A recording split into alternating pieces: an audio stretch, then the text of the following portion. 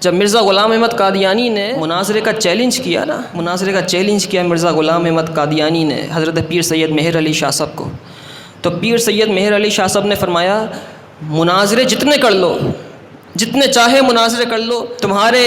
لوگ تمہاری شکست نہیں مانیں گے ہی نہیں، ضد پر اڑ جائیں گے۔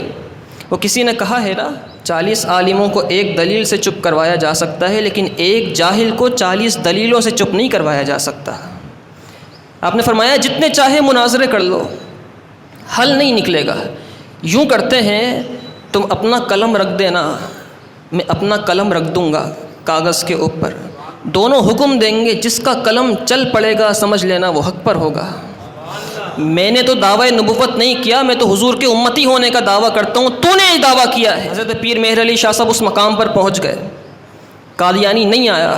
اور آپ فاتحانہ انداز میں جب اس مسجد سے اس مقام سے باہر نکلے تو آپ کے مریدین آپ کے پاس آئے اور آ کر کہنے لگے پیر صاحب اتنا بڑا آپ نے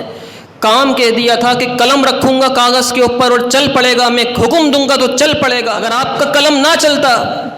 یا کچھ اور ہو جاتا تو پھر کیا ہوتا؟ تو پیر مہر علی شاہ صاحب مسکرانے لگے۔ آپ نے فرمایا میں نے خود تھوڑی کہا تھا، حضور نے مجھے فرمایا تھا تم کہہ دینا چلانا ہمارا کام ہے، تم بس کہنا چلانا ہمارا کام ہے۔ آپ نے فرمایا اگر میں اس سے بھی بڑی بات کوئی کہہ دیتا،